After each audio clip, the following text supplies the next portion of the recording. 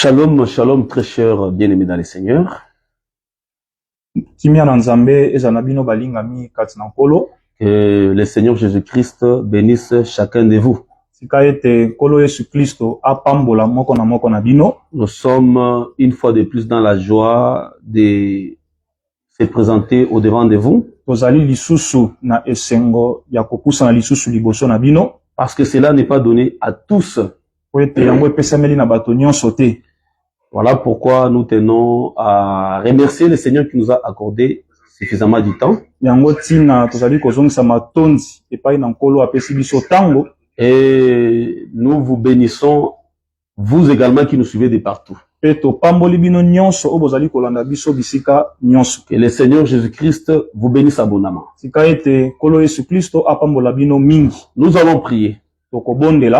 Seigneur Jésus, sois béni pour le temps favorable que tu nous accordes. Nous bénissons ces instants parce que c'est toi qui changes les temps et les circonstances. Nous disons que ton esprit nous inspire ce qu'il faut dire pour ton peuple. Il est écrit que c'est par la poussée du Saint-Esprit que les hommes ont eu à parler de la part du Seigneur. Nous menaçons tout esprit contraire à ta parole. Il va vouloir nous empêcher à parler, Seigneur, ou à donner la nourriture au temps convenable. Règne avec nous au nom de Jésus-Christ. Bénis tes enfants, donne-leur l'entendement. Nous prions ainsi, nous disons Amen. Amen. Oui, précieux frères, nous avons eu la charge ou l'inspiration de pouvoir partager avec vous sur un thème très particulier.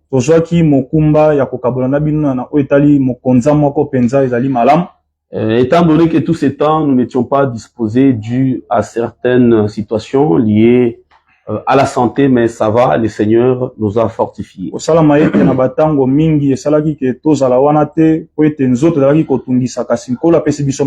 Et nous saluons tous ceux-là qui nous suivent. Le thème sur lequel nous allons partager durant ces temps que Dieu va nous donner est celui-ci.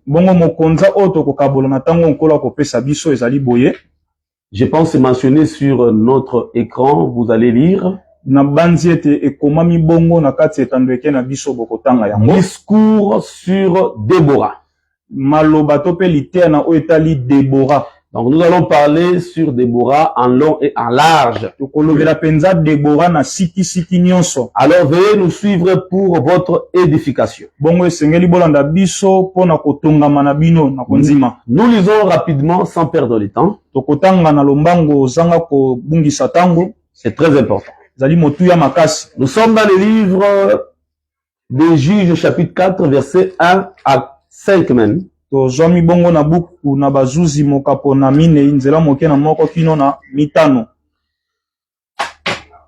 Lisons cela rapidement. Les enfants d'Israël firent encore ce qui déplaît à l'Éternel. Après qu'Éhud fut mort. Et l'Éternel les vendit entre les mains de Jabin, roi de Canaan.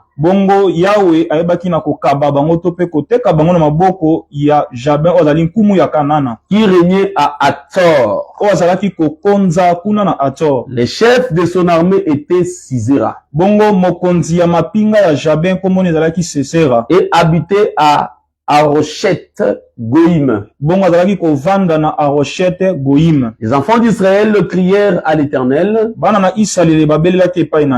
car Jabin avait 900 chars de fer.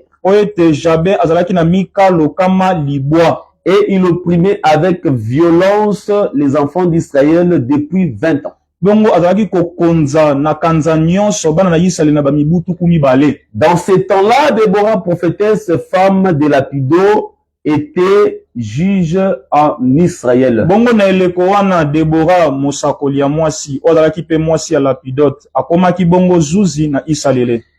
Elle siégeait sous les palmiers de Déborah. Bongo yazalaki bongo kofanda na se na nzete na mbila na Déborah. Entre Rama et Bethel dans la montagne d'Éphraïm. Katikati na Rama pe Bethel kuna na ngomba Ephraïm. Et les enfants d'Israël montaient vers elle pour être jugés. Bongo bana na Israël bazalaki kokende pai na ye Déborah pona te basambisama. Chers frères, shalom. Bongo bandeko mibali kimia na Nzambe. Donc aujourd'hui Dieu fera grâce à ce que nous soyons très précis et très brefs dans un laps de temps afin que le Seigneur Jésus-Christ nous aide dans ces temps-là. Le long kola ko sunga biso toloba penza na siki siki pe tola mukuse na oyo sengili toloba na tango wana. Suivez-nous attentivement. Bolanda biso na bokebi nyonso. Il s'agit de Déborah. Yango ezali nde koloba manatina na Déborah. Déborah était juge en Israël. Déborah azalaki zuzi na Israël. C'était une femme mariée. Azalaki mwasi ya libala. Et nous venons de lire au verset 4 que son mari s'appelait Lapidote. Bongo touti kotanga na molongo ya minei mobali ne komone Lapidote. Mais seulement on n'a pas fait mention qu'elle était mère des enfants, néanmoins était une femme. Kasi ba pesi siki siki te soka dalaki mama kasi balobi dalaki mwasi ya libala.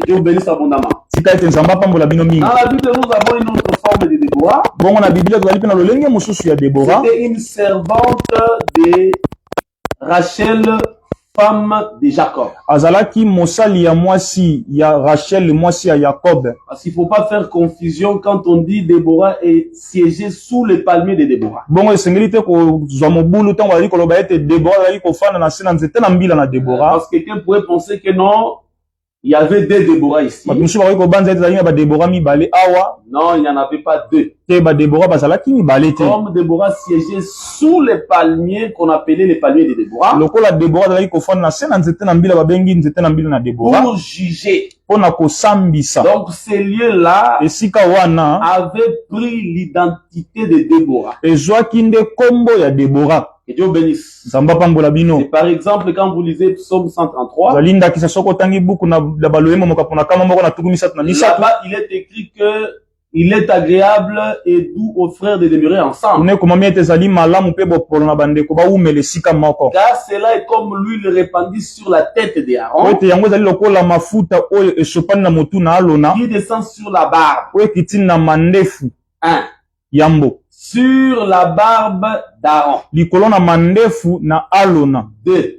ya mibale. Est-ce que, comme on a répété la barbe d'Aaron 2 fois, ça veut dire qu'il y a deux barbes? Lokola babandeli mandefu na alona mbala mibale lingi koloba mandefu ezali mibale. Non, bien aimé. Te molingami. Aaron n'a qu'une seule barbe, Alona zali kaka na mandefu mais moko. qui a été 2 fois répétée. Kasi o babandeli yango na maloba mbala Et mibale. nous n'allons pas dire que la barbe d'Aaron avait une autre barbe. Bongo tokoloba te ete mandefu ya alona ezalaki lisusu na mandefu mosusu. Que Dieu te bénisse abondamment. Sika ete nzamba pambolo mingi C'est koleka. comme quand vous lisez la ville de Laïs Ezali lokola bozali kotanga ngomba ya Laïs. dans Juge chapitre 18. Na buku na bazuzi mokapo na zomi na Vous mwambe. verrez que lorsque Dan est allé combattre les gens qui y habitaient, Bokomona ete tangu dana kendaki kobundisa bato bazalaki kofana na Laïs. il devait changer le nom de la ville. Ye sengelaki abongola kombo ya engumba wana. Cette ville devait porter le nom de Dan. Bongo engumba wana ya Laïs sengelaki elata kombo ya Dan. Il veut dire que lorsque quelqu'un possède un lieu,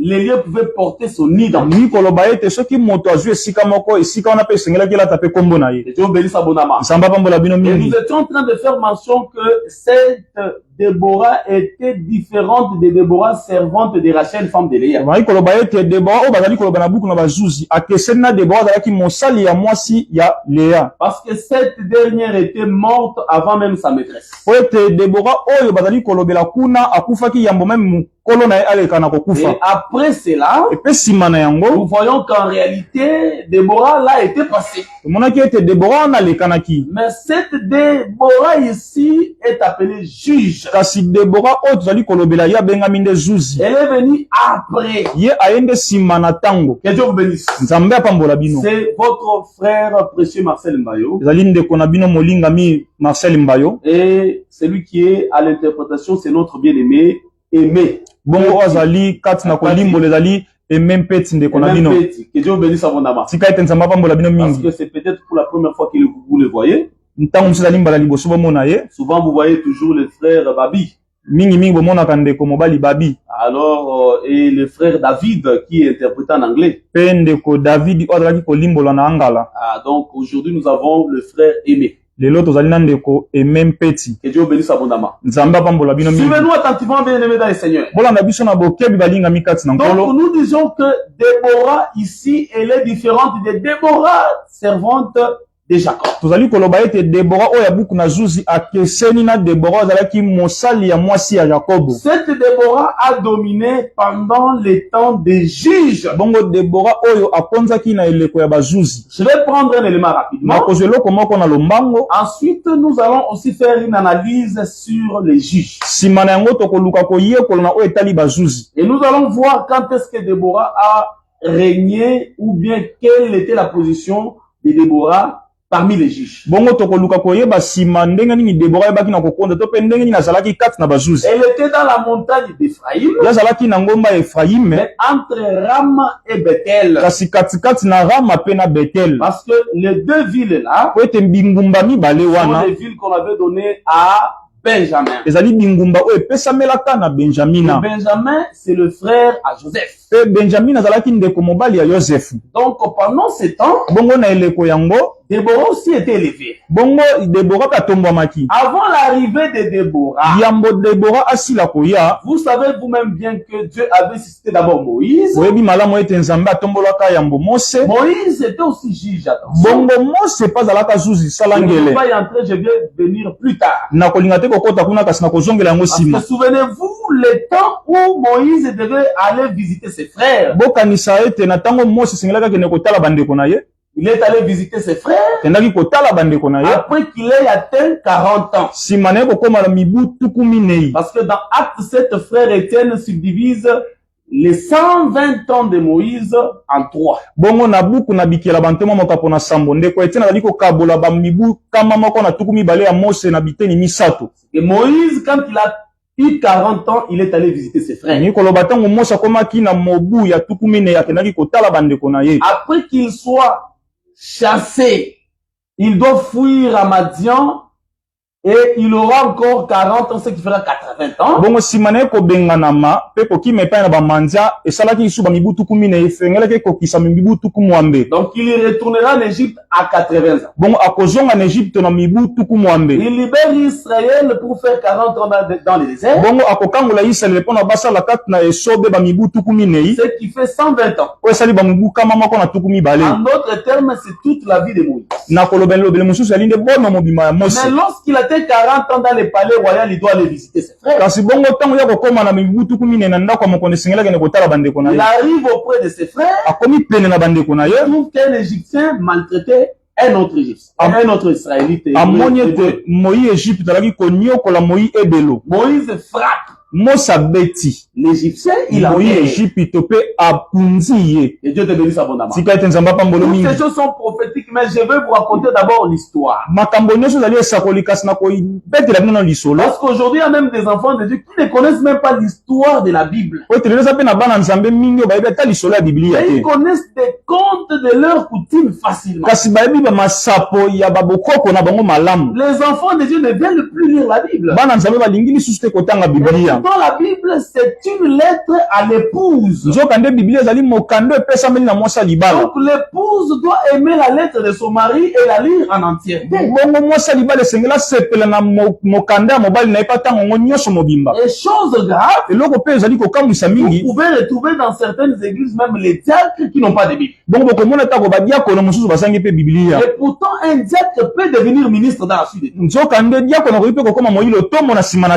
Philippe était diacre. Bongo Philippe wazalaki diakono. Plus tard, on l'appellerait évangéliste. Bongo sima bengaki ye mopangisi sango. C'est-à-dire, il a quitté la portion de diaconat pour devenir ministre. Bongo atikaki eteni ya kozala diakono pe kokoma moyilo tomo na nzambe. En d'autres termes, un diacre peut prêcher. Na elobeli mosusu diakono koki pe koteya. Mais dans certaines églises, vous allez retrouver qu'un diacre n'a pas de Bible. Kasi na église mosusu bokuta diakono zanga ta Biblia. Soit un diacre a une Bible qui date, qui a déjà fait 20 ans, 25 ans. To pe diakono zali na Biblia osali ba mibu tukumi bale to tukumi bale na mitano. Et vous savez quoi? Webi nini? C'est une Bible qui a seulement 2 chapitres de la Genèse. ezali kaka Bible ezali na ba mikapo mibale ya Genese. Et Apocalypse n'est plus. Bongo Apocalypse kutu eza te katana. Et quand les enfants jouaient avec la Bible, on déchirait Matthieu. Kutu tango bana bazali ko saka na Biblia yango bakati na bango eteni ya Matayo. Et l'enfant laissait les soupes de nourriture à l'intérieur et des bics qu'il dessinait. Bongo bana bazali ko sopela ata soupe ya bilei pe ko koma na babiki likolo ya Biblia yango. C'est-à-dire que là, vous lui posez la question, il ne connaît pas ce que c'est le livre d'Apocalypse. Bongo soki botuni na dia ko na motuna ayebi na teni nango nde buku ne moniseli. Et aujourd'hui, c'est grave. Bongo le ezali ko ko kamwa. Nous manquons de frères qui ont le comportement des disciples de Béré. Bongo tuzangi bandeko o bazali na bizali la badiye ko liya Béré. Parce que les disciples de Béré, même si tu es Paul, Bongo baye ko liya Béré to zali Paulo. tu as une renommée. Oyebani makasi. Mais quand tu prêches, Kasi tango za côté on doit vérifier ce que tu prêches. esengeli balandela makambo zali côté Parce ya. qu'il est dit que Oite komami ete veille sur la parole. sengela likolo liloba.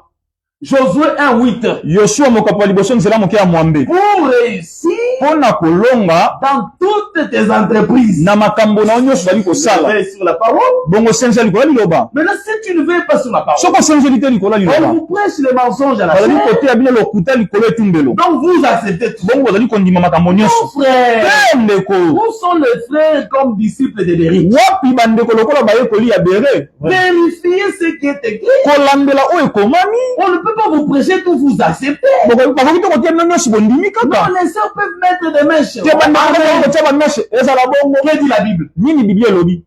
Vraiment.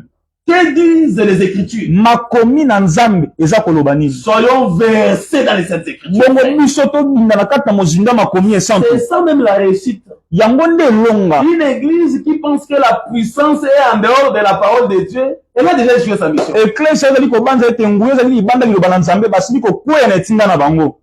Amen. Parce que la parole, c'est la puissance. Po ete liloba yango nde nguya. L'évangile de Christ est une puissance pour le salut de quiconque croit. Sango malamu na Kristo ezali nguya mpona moto nyonso azali kondima. Frère, si vous écartez l'évangile dans votre église, vous pensez que en dehors de l'évangile, vous aurez la puissance, c'est un mensonge bien harmonisé. Amen. Soki bozali kotia sango malamu pembeni na eklesi na bino bozali kobanza ete nguya ezali libanda sango malamu ezali nde lokuta ya malamu Nous bongisi voulons malamu. que les mamans Tolingi ete bamama posent des questions. batunaka mituna. Parce que tout ce que tu fais Po ete nyonso osali kosala doit être posé sur la parole de Dieu. esengeli yango efanda nde likolo ya liloba na La Nzambe. Bible dit que Jésus Biblia elobi ete Yesu n'était pas venu pour abolir la loi ayaki te mpona kokweyisa mobeko ou pour abolir la parole de Dieu, to mpe mpona kokweyisa liloba na mais Nzambe. il était venu pour l'accomplir. Ayaki nde mpona kokokisa C'est-à-dire mobeko. que toute la vie de Jésus Elingi koloba ete bomoi nyonso ya Yesu était posée sur la parole. efandaki likolo ya liloba. Jésus s'habillait selon la parole. Yesu alaki kolata yenge bene liloba. Jésus parlait selon la parole. Yesu alaki koloba yenge bene Jésus liloba. faisait tout selon la Yesu alaki parole. kosala makambo nyonso yenge bene liloba. Pourquoi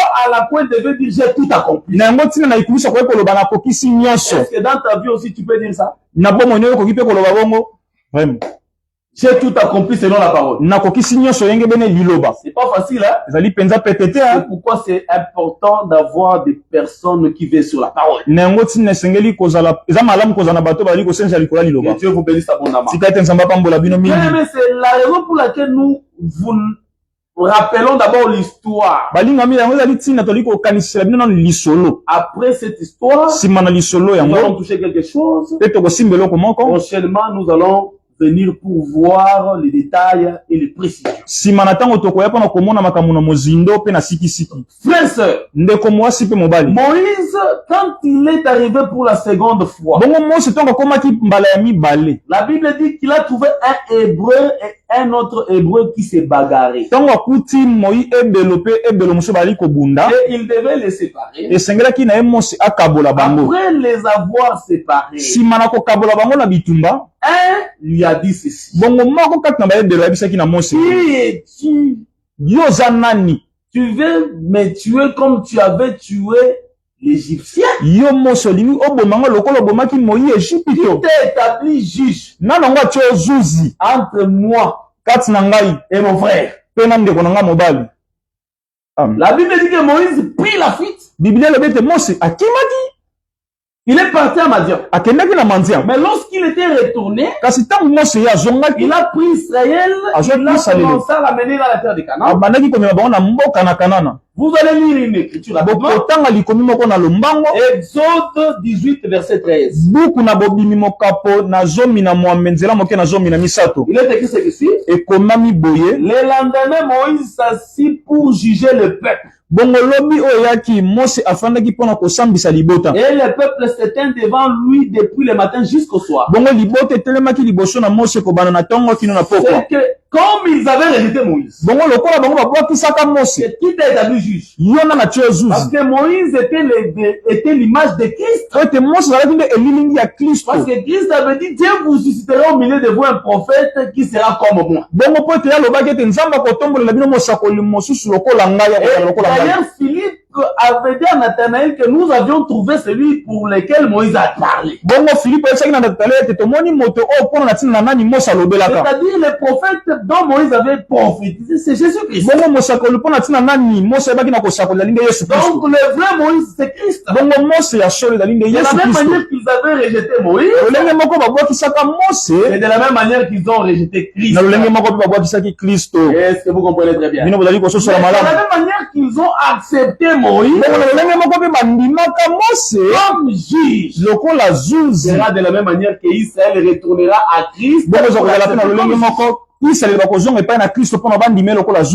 Dieu bénisse à mon abandon. C'est pourquoi ici nous voyons que Moïse juge le peuple du matin au soir. Et quand on parle du matin au soir, c'est tout un jour. Mais c'est-à-dire que Jésus viendra aussi régner sur Israël dans un jour. Parce que dans la Bible, un jour est égal aussi à 1000 ans. C'est-à-dire au millénium, Christ régnera aussi sur Israël. Comme juge. Que Dieu te bénisse. La parole de Dieu est circulante. Quand vous aimez la parole de Dieu. Donc vous allez dire tout simplement que Moïse, le premier leader d'Israël, depuis l'Égypte, était juge. Après Moïse, il a choisi Josué. Parce que quand vous lisez les livres de Nombres, vous allez voir que Moïse avait imposé les mains sur Josué. Et pour lui assumer la responsabilité de diriger le peuple de Dieu. Dans Nombres chapitre 27 à partir du verset 12, vous commencez là-bas. Je vais prendre le verset 15 rapidement. Moïse parla à l'Éternel et dit, et l'Éternel, le Dieu des esprits de toute chair, établisse sur l'assemblée un homme. Qui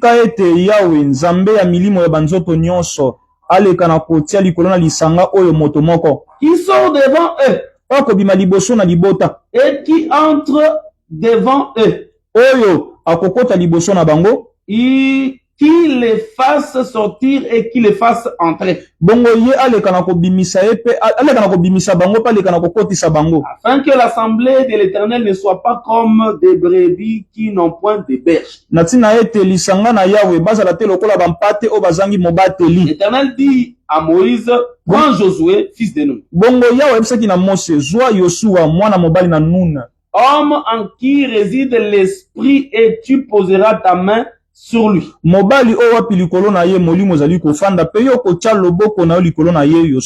le placeras devant les sacrificateurs Éléazar et devant toute l'assemblée. Et tu lui donneras des ordres sous leurs yeux. Tu les rendras participants de ta dignité. Afin que toute l'assemblée des enfants d'Israël l'écoute. Ici Moïse, c'est pas lui qui avait choisi Josué. Amen. Bien que Josué était disciple à Moïse. Atako Yoshua azalaki moyekoli ya Mose. J'ai aimé la sagesse de Moïse. Na sepelaki na bwanya na Mose. Amen. Il faut savoir ceci, bien aimé, dans l'œuvre de Dieu. Quand le Saint-Esprit conduit toutes choses, notre volonté ne servira plus à rien. Vous savez, vous pouvez avoir une bonne volonté, mais vous mourrez avec ça. Uza avait la bonne volonté. Il a vu l'arche en train de se pencher, les bœufs pencher l'arche. Parce que les bœufs, c'est un serviteur.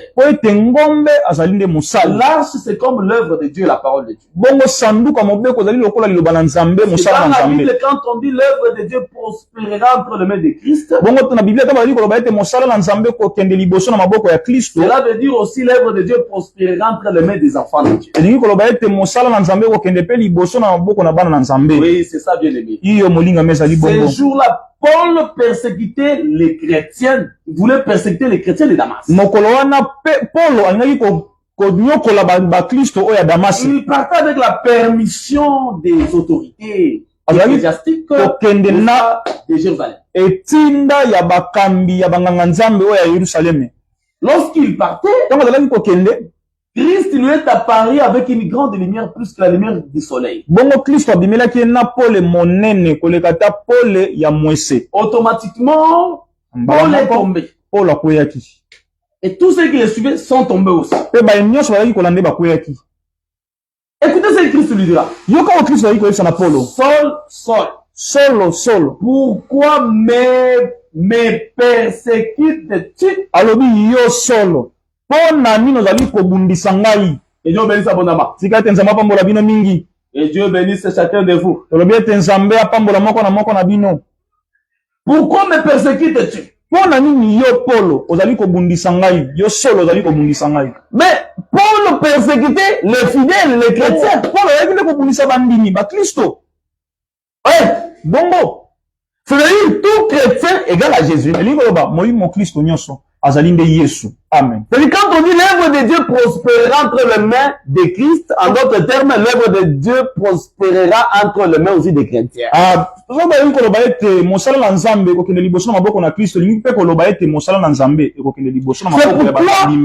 les bœufs comme les ministres portaient l'arche. Il arrive aussi que les bœufs fassent pencher l'arche. Ça veut dire qu'un ministre, c'est aussi un humain. Par sa faiblesse, l'œuvre de Dieu peut sembler aussi pencher. Mais ça ne va pas tomber. Parce que Dieu soutient au-dessus de tout. Toute chose. Dieu comme les sacrificateurs qui veillaient sur l'œuvre, les tabernacles. C'est ce que la Bible dit dans le livre de Nombres. Nombre chapitre 4. Le verset 16e. Il est écrit ce qui suit. Éléazar, fils du sacrificateur Aaron, aura sous sa surveillance l'huile du chandelier, le parfum odoriférant, l'offrande perpétuelle et l'huile d'onction. Il aura sous sa surveillance tous les tabernacles et tout ce qu'il contient, les sanctuaires et ses ustensiles. C'est-à-dire les souverains sacrificateurs veillent sur tous les travaux et les temples. C'est que les serviteurs de Dieu soutiennent l'œuvre, mais celui qui veille surtout, c'est Dieu lui-même comme le souverain sacrificateur. J'aimerais signaler à tous les prédicateurs, à tous les ministres, qu'au-dessus de nos faiblesses, Dieu y est. Amen. Si tu te sens faible, fais recours à Dieu. Mais si j'aimerais d'abord m'adresser à Uza, Uza a la bonne volonté, mais attention, il meurt à cause de cette bonne volonté.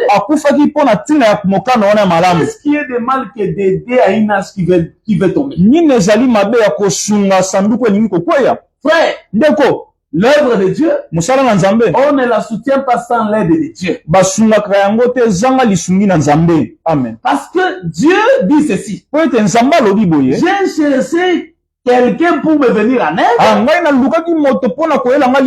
je n'ai vu personne. J'ai appelé. Personne n'est venu en aide. Mais ma main, mon bras, est venu en aide. Le bras de Dieu, c'est quoi? Oui, dans la révélation, nous pouvons dire c'est Christ. C'est Christ qui est le bras de l'Éternel. Il a fait tout. Mais le bras de l'Éternel, c'est aussi le ministère de la parole. Le ministère de la parole, c'est la main de Dieu. Il y a 5 doigts. Est-ce que vous comprenez très bien? Parce que pour créer l'homme, il s'est servi de sa main. C'est le frère Jérémie qui le dira. C'est comme un potier qui fabrique le vase avec sa main. Jérémie 18, verset 4 à 5. C'est que Dieu, pour fabriquer quelque chose, il doit se servir de sa main. Parce que les gens se sont toujours posé la question. Dieu a dit créons l'homme à notre image. Mais Dieu crée l'homme à son image. Maintenant, comment Dieu avait créé cet homme comme vase? C'est-à-dire Dieu était descendu nombreux. Parce qu'il a dit créons l'homme à notre image. Dieu était descendu avec beaucoup de gens. Ils ont commencé à créer l'homme. Après ils ont fini. Oh, ça c'est une philosophie. Quand Dieu dira que créons l'homme à notre image, en réalité, il s'adressait à sa main. Amen. Amen. Il s'adressait à sa main. Créons l'homme à notre image. Dieu c'est un potier. Lorsqu'il descend pour créer, il doit créer par sa main. Tout ce que Dieu a fait, il doit créer par sa main. Amen. Amen. Acte chapitre 7. Que Dieu vous bénisse, bien-aimés dans le Seigneur. Partagez l'enseignement, pour édifier un frère et une sœur quelconque. Je prends Acte 7, verset 50. Je commence à partir du verset 49. Nous lisons au nom de Jésus. Le ciel est mon trône. Et la terre est mon marchepied. Quelle maison me bâtirez-vous, dit le Seigneur? Ou quel sera le lieu de mon repos? N'est-ce pas ma main qui a fait toutes ces choses?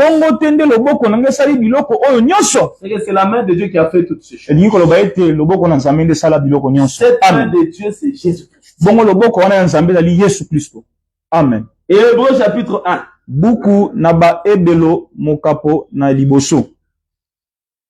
Je vais prendre aussi Jean chapitre 1, verset 4 à 5. Écoutez très bien. Je prends le verset 3. Le Fils est le reflet de la gloire et l'empreinte de la personne, de sa personne. Je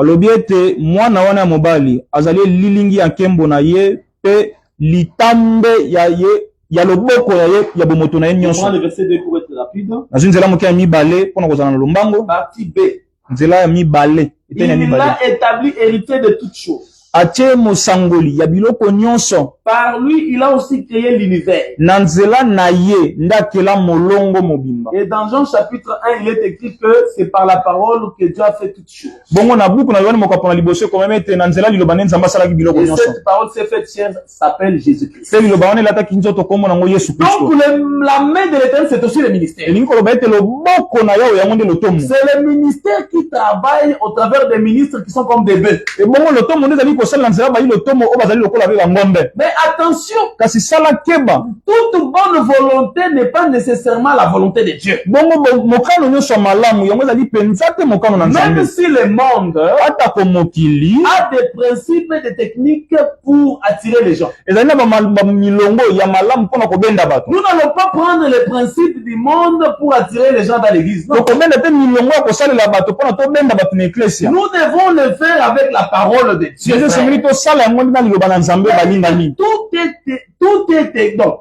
Le Seigneur a mis tout par écrit. Elingi ko loba ete nkolo atia nyonso na makomami. Et nous ne devons pas aller loin de ce qui est écrit. Esengeli to kende libanda na o ekomami. Mais quand vous voyez les gens recourir au monde Kasi omoni bato bazali komekola nde mokili pour amener les principes du monde dans l'église, pona komema milongo ya kosalela bato mokili na afin ecclesia d'attirer les gens dans l'église, pona ntina ete babenda bato zike na c'est par ecclesia. là que beaucoup de ministres touchent maintenant au fétiche. Na bongo nde bayi lotomo ebele basimbaka na soloka. Amen. Et ça, Pe wana ça amène à la mort. ememaka na kufa. On peut avoir beaucoup de gens, Oyi kozala na bato ebele mais ce n'est pas la volonté de Dieu. kasi ezali mokano na nzambe Comme te. j'ai vu un frère qui me dira que non, nous avons beaucoup d'églises avec notre enseignement. Ndenge ndeko moko oyi koloba ete ne ba ecclesia ebele mpe na lizalakisi na biso. L'enseignement des bijoux et des mèches. Bongo lilakisi ya kotia baminzela ya libanda mpe bameshe. Ça, c'est Jézabel. Eyebisaki ete wana ezali Parce Yezabeli. que la grande porte est spacieuse, Po ete ekutia monene ezalaka pene na esika le monene chemin vaste là. nzela monene wana. L'enseignement des bijoux. Bongo liteya wana ya monzele. L'enseignement des mamans pasteresses. Bongo liteya wana ya bamama moteyi. Beaucoup de gens y entrent. Bato ebele bakotaka kuna. Mais la petite porte là, Kasi ekuke wana moke sont peu. ezali kaka moke nde bakotaka. C'est-à-dire que la doctrine est très compliquée. Bongo nini koloba lilakisi ya kobikela ezali penza matata mingi. Si tu n'as pas le Saint-Esprit, c'est compliqué. Soko ezali penza na molimo santo ezali matata. Amen. Et Dieu te bénisse. Nzamba pambola yo. Donc, frère, sœur, Ndeko mobali pe mwasi Moïse a choisi Josué. Mose azwaki Yosua. Non pas parce qu'il était petit, mais confiant. Po ete azalaki te leki mwana na ya mitinda. Donc, je vais le consacrer pour qu'il me défende. Na kotiela ye maboko po ete banda pe kobundela ngai. Beaucoup de gens ont regretté après avoir fait cela. Bato mingi balela nsima na kosala Parce yango. que Dieu les a confondus en soulevant toujours leurs petits ou confiants qui commencent à les combattre. Nzambe atia bango kati na mabulungani po ete atombolaka bana na bango na mokonfia po ete babanda kobundisa pe bango. Et Dieu bénisse abondamment. Nzambe apambola bino Donc, mingi. il faut faire tout selon le Saint-Esprit. Osengeli kosala nyonso ndenge bene molimo sango. Consulter aussi Dieu. Pe kotunaka Nzambe Par les dons. na nzela Les bamakabo. dons vrais. Bamakabo ya Et non solo. les dons farceurs. Te pe bamakabo te ya kokosa. Amen. Un frère et une sœur avec un don farceur. Bongo ndeko mobali pe mwasi na likabo ezali kokosa.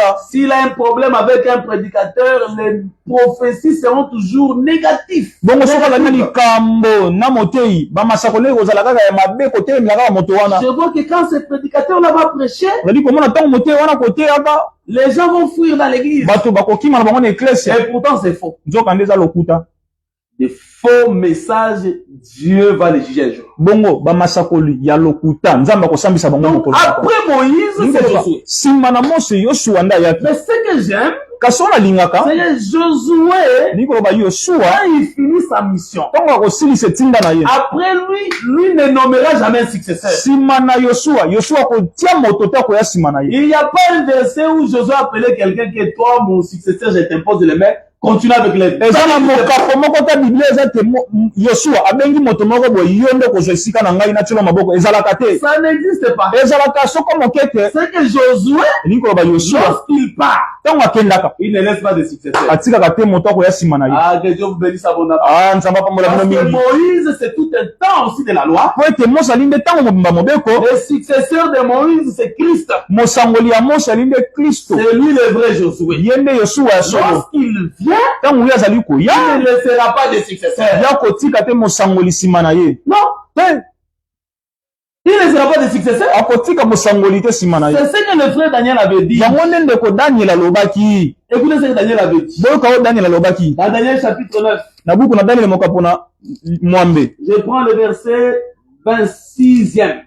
nazwi nzela moke na tuku mibale na motoba. Après les 62 semaines, nsima na baposho tuku motoba na mibale, le Messie sera retranché. bongo Mesia ya akoyeba na kobomama. Et il n'aura pas de successeur. akozala te na mosangoli to mpe moto akozwa esika na ye. Le peuple d'un chef qui viendra. Bon, j'avais seulement besoin de ça. bon nazalaki na posa na yango.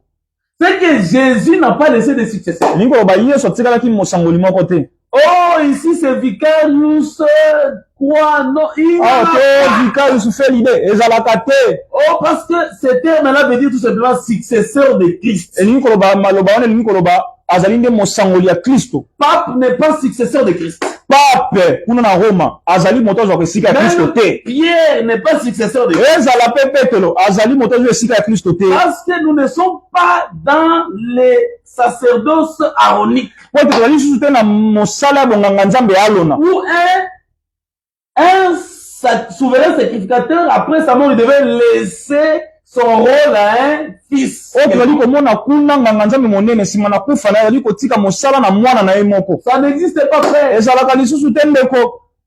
amen. Si c'était ainsi, soki esalamaka bongo et que par exemple Pierre était pape de l'église. soki ete Petelo azalaki pape ya eklesia. Parce que certaines personnes considèrent Pierre comme le premier pape, mais ils ne pratiquent pas les œuvres de leur premier pape. bato mingi bakanisaka ete Petelo azalaki nde papa ya liboso, bango basalaka te bikele ya papa na bango yango ya liboso. Pierre s'est marié, n'est-ce pas? bongo Petelo abalaka bongo te. Pourquoi les gens ne veulent pas se marier? mpona nini bapapa balingaka kobala te? Vraiment. amen. Ça, c'est une confusion. wana ezali nde mabulungani. C'est comme si tu dis, celui-ci est mon père, mais on ne voit pas les œuvres de ton père dans toi. ezali koloba lokola nde tozali koloba ete oyo azali tata na ngai kasi bazali komona misala na ete kati na yo. C'est carrément confusion sur confusion. ezali nde mobulu likolo ya mobulu. Et si Pierre était pape, bongo soki Petelo azalaki papa ça veut dire ceci que elingi koloba pe ete on devait nécessairement avoir jusqu'aujourd'hui la postérité des pères qui dirigent. esengelaki bamona kino lelo oyo mokitani ya Petelo nde ezali kokamba. Mais jamais Pierre n'a enseigné comme ça. kasi bongo Petelo atikala koteya te. Jamais Pierre n'a enseigné comme ça. Petelo atikala koteya bongo te. Ce qui revient à dire que olingi koloba ete l'église n'a pas un successeur comme ça, quelqu'un qui est resté que Jésus a laissé. bongo eklesi ali na mosangoli moko yesu atika eklesi asa na kati na eklesi. Ça n'existe pas. esalaka te. amen. Ça amen. n'existe pas. ezalaka te. C'est pourquoi après le départ de Josué, na yango ntina nsima na kokende na vous yosua allez voir que les juges ont commencé à se manifester. nde bokomona bazuzi babandi kotalisama. Et les juges étaient de différentes tribus d'Israël. bongo bazuzi bazalaki na bamamabota kokesena na Parce Israeli. qu'aujourd'hui, Israël spirituel, c'est nous. lelo Israeli ya molimo ezali nde biso. C'est ça en réalité Romains chapitre 2. yango nde na bosolo buku na baroma mokapo na mibale.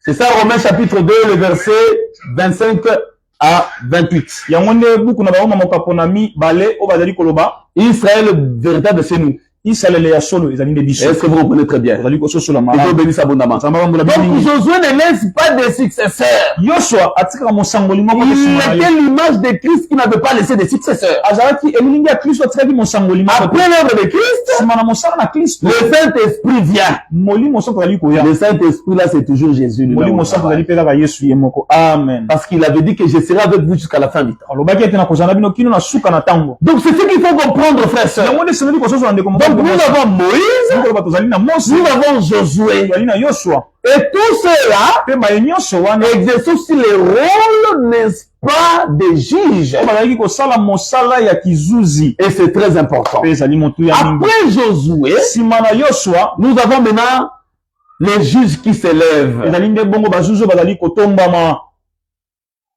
Et le premier juge qui s'est levé, bongo zuzi ya yambo oyo atombamaka c'est Othniel. ezali nde Othniel. Le second juge, zuzi ya mibale c'est Ehud. ezali Ehud. Le troisième juge, zuzi ya misato c'est Shamgar. ezali Shamgar.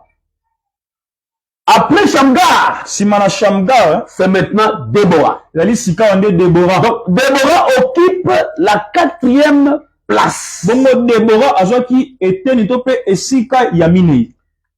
J'y viendrai doucement. nakokoma wana malembe Je vous malembe. avais dit que je ne suis pas pressé. Saki bino ete nazali kowelela tango C'est te. le discours sur Déborah. Bongo mokonzi ali nde maloba to pe litia na oyo etali Debora. Et c'est très important. Zali motu ya makasi. Déborah occupe la 4e place. Bongo Debora zali na esika ya minei. Après Othniel, Sima na Otniel, il y a Ehud comme deuxième. Ehud lokola motami bale. Après Ehud, il y a Shamgar. Bongo sima na Ehud ezali na Shamgar. Après Shamgar, c'est ça maintenant Déborah. Sima na Shamgar nde bongo Debora koya lokola Zuzi.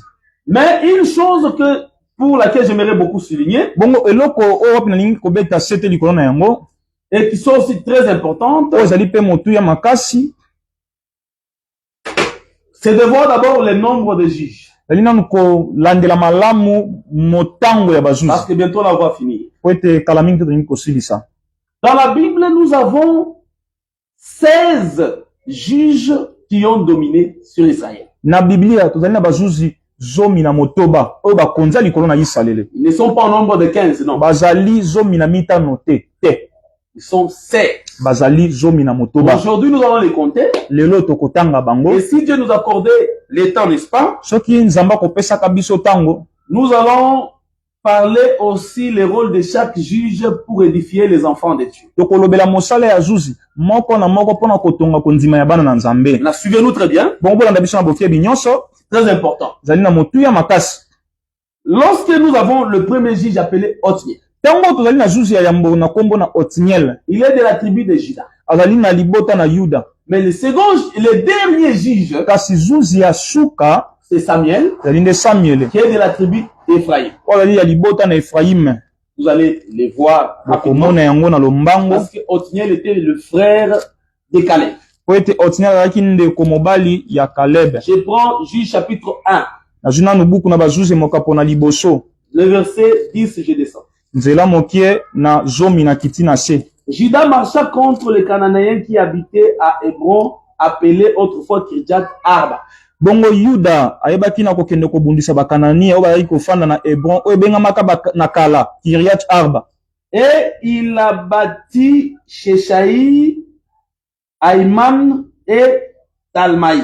Pe kuna ayebaki na kolonga Sheshaï, Aïman pe Talmaï.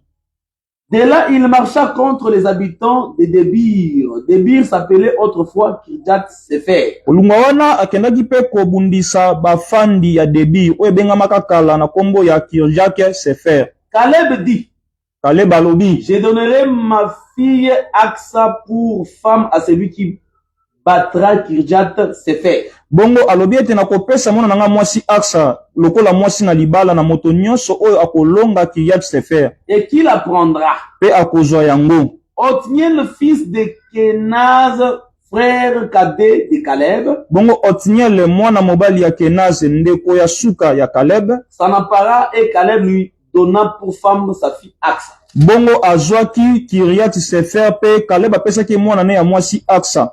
Donc, Othniel était de la tribu de Juda. Bongo Otniel azalaki moto libota na Yuda. Le dernier juge qui vient avant l'arrivée de Saïl, roi, Bongo zuzi ya suka azali koya yambo Saula ya lokola nkumu c'est Samuel. ezali Samuel. Acte 13. Buku na bikela bantoma mokapo na zomi na misato. Je prends le verset 20. Nazwi nzela moke na tuku mibale. Après cela, durant 450 ans environ, Bongo sima na yango na bamibu kama minei na tuku mitano il leur donna des juges apesaki bango bazuzi jusqu'au prophète Samuel. kino na mosakoli Samuel. C'est que Samuel est le dernier juge. Elingi koloba ete Samuel azali zuzi ya Si vous suka. voulez savoir de quelle tribu Samuel provient, Soki bolingi boyeba na kabila nini oyo Samuel awuti, nous sommes dans Samuel chapitre 1. tozali 1 Samuel bongo chapitre 1, na buka liboso ya Samuel mokapo nango ya liboso, verset 1. nzela moke ya liboso. Il y avait un homme de Ramathaïm, Tophim, Ezalaki na mobali moko ya Ramathaïm Tofim, de la montagne d'Éphraïm, ya ngomba ya Ephraim. nommé Elkana, fils de Jéroam, Mwana kombo na ye Alkana mwana mobali ya Jehoram, fils d'Eliu, fils de Tohu, mwana mobali ya Eliu pe ya Tohu, fils de Tuf, mwana mobali ya Tuf Ephratien. pe Ephratien. C'est-à-dire Samuel vient d'Ephraïm. Bongo ni koloba ete Samuel auti na libota na Ephraim. Donc, le premier juge vient de Juda. Ni koloba ete juge ya liboso utaki na Yuda Otniel. Le dernier juge vient d'Ephraïm. Bongo juge ya suka auti na Ephraim. C'est très important, bien aimé dans le Seigneur. Ezali na motuya makasi molinga mikati nkolo. Que Dieu vous bénisse abondamment. Nzambe apambola bino mingi. Alors, il y a eu 16 juges. Bongo bazuzi bazalaki zomi na Je motoba. vous énumère les juges, on finit là. Bongo na kotangela bino bazuzi pe tokosukisa wana. Nous commençons à les énumérer. Bongo tokobanda kotanga bango. Nous sommes là. Tozali wana. Premier juge, Juge ya yambo c'est Othniel. ezali nde Otniel. Deuxième juge, Juge ya mibale c'est Ehud. ezali Ehud. Troisième juge, Juge ya misato c'est Shamgar. ezali Shamgar. Quatrième juge, Juge ya minei c'est Déborah. ezali Deborah. Cinquième juge, Juge ya mitano c'est Gédéon. ezali Gedeon. Sixième juge, Juge ya motoba c'est Abimelech. ezali Abimelech. Septième juge, Juge ya sambo c'est Tola. ezali Tola. Huitième juge, Juge ya mwambe c'est Jaïr. ezali nde Jair. Neuvième juge, Juge ya libwa c'est Jephthé. ezali Yefte. Dixième juge, Juge ya zomi c'est Ibtan. ezali Ibtan. Onzième juge, Juge ya zomi na moko c'est Elon. ezali Elon. Douzième juge, Juge ya zomi na c'est mibale Abdon. ezali Abdon. Treizième juge, Juge ya zomi na misato c'est Samson. ezali Samsona. Mais après Samson, il y a eu Élie. Kasi sima na Samson ezalaki na Eli Comme 14e juge. lokola juge ya zomi na minei. C'est dans 1 Samuel 4, verset 18. ezali na buku ya liboso ya Samuel mokapo na minei nzela moke na zomi na Les autres, on va vous le lire plus tard. bamisusu wana tokotangela bino sima. Notre temps est parti déjà. ngonga na biso esili koleka. 1 Samuel 4, 18. Buku ya liboso ya Samuel mokapo na minei nzela moke na zomi na mwambe. À peine est-il fait mention de l'arche Bongo kaka na tango ya bayaki na koloba na tina na sanduku de Dieu qu'Élie tomba de son siège à la renverse à côté de la porte. na sanduku na Nzambe nde Eli akweyaki na kiti na ye to pe sika efandaki akweyaki makalikali kuna na ekuke. Il se rompant la nuque et mourut. Bongo ayebaki na kopanzana penda na bikosi na ye pa akufaki. Car c'était un homme vieux et pesant. Bongo azalaki mobange pa azalaki na bozito makasi. Il avait été juge en Israël pendant 40 ans. Azalaki zuzi na Israël na mibu tuku C'est minei. que Élie était aussi juge. Nikoloba Eli azalaki pe zuzi. Après Élie, Sima na Eli il y a aussi un juge dont on n'a pas fait mention parmi les juges o azalaki batangaki ete kati na bazuzi. et qui fait l'objet de beaucoup de débats. Oyo wapi bato babengana na maloba pona tina na Et ye. nous croyons que c'est un juge. O biso ali kondima ete azali nde zuzi. 1 Samuel 12, verset 11. Buku ya liboso ya Samuel mokapo na zomi na mibale nzela moke na zomi na moko. Et l'Éternel envoya Jéribal, Bongo seko atindaki Jerubal. Bedan c'est un juge. azali zuzi. Parce que Bédan signifie tout simplement celui qui juge. Bedan ingi koloba kaka oyo azali kosambisa. Parce que plusieurs les classent comme Barak. Mingi batiaki lokola baraka. Ce n'est pas Barak parce que Barak Azali n'était pas baraka juge. te. Baraka azalaki zuzi te. Au temps de Déborah, c'est Déborah qui régnait. Barak était le chef militaire. Neleko na Deborah nde azalaki kokonza. Baraka azalaki nde mokonzi na lipinga. Les autres disent que c'est un nom variante de Jaïr ou d'Abdon. Balobi ete bamusu balobi ezali kombo mosusu ya Jair to pe Abdon. C'est qui n'a pas de fondement, de fondation. Oyo ezali nango te na moboku te. C'est qui n'a pas de fondation. Oyo ezali na eloko te ezali On kondimisa viendra yango. éclairer là-dessus davantage. Tokoya kopesa penza pole lisusu koleka. Nous croyons que Bédan c'est un juge. Toli kondima ete Bedan azali nde zuzi. Parce qu'il est classé parmi les juges ici. C'est Ouais, un juge autre. Batie ye kati na bazuzi ali pe zuzi mosusu. Dès qu'on n'a pas fait mention de lui parmi les juges, selon Atako. leur succession, Batie ete kati na bazuzi kolandisa ba ndenge bayaki moko sima na mais mosusu. Samuel les connaissait, c'est pourquoi il a fait mention de lui. Kasi Samuel ayebaki yango tina ayebaki na kotanga kombo na ye. C'est un juge qui vient juste après Gédéon. Azali zuzi oyo azali koya sima na Gedeon. Il a fait mention aussi de Jephthé et de Samuel. Alobaki pe na tina Yefte pe Samuel. Bref, nous avons 16 juges. Na mokusi to ali na bazuzi zomi na motoba. Mais Déborah, c'est le 4e juge. C'est la 4e juge. Deborah azali zuzi ya minei. On viendra décrypter cela par la grâce de Dieu. Tokoya kolobela ngo na sikisiki na ngolo na On se Nzambe. retrouve à la prochaine. tokutani na bambala ezali Nous koya prions. tobondeli Seigneur, merci pour ce temps. kolo matonzi mpo na ntango oyo Édifie tes enfants par cette parole tonga kondima ya bana na nzela liloba oyo et que cette parole enlève les maladies dans leur corps. bongo liloba oyo elongola bokono na nzoto na bango Enlève la pauvreté, les blocages dans la vie de tes enfants. elongola bobola mpe bokangami na bono ya bana na yo Celui qui vit l'ignominie, la honte, oyo azali kobikela soni c'est toi qui changes les vêtements de honte en vêtements de joie. yo olongolaka nde elamba ya soni mpo olatisaka elamba ya esengo Qu'il en soit ainsi au nom de Jésus. ezala bongo na kombo na yesu kristo Nous bénissons tes enfants topamboli bana na yo et que cette parole soit une bénédiction. tika ete liloba oyo ezala lipamboli Seigneur, la séance prochaine donne le temps d'être là et la bonne santé. kolo bokutani ezali koya pesa biso ntango ya kozala wana mpe nzoto kolongono Au nom de Christ, nous prions si nous disons Amen. na kombo na kristo tobondeli bongo mpe tolobi amen À la prochaine, bien-aimés dans le Seigneur. ekoya ndeko molingami kati na nkolo Que Dieu vous bénisse. nzambe apambola bino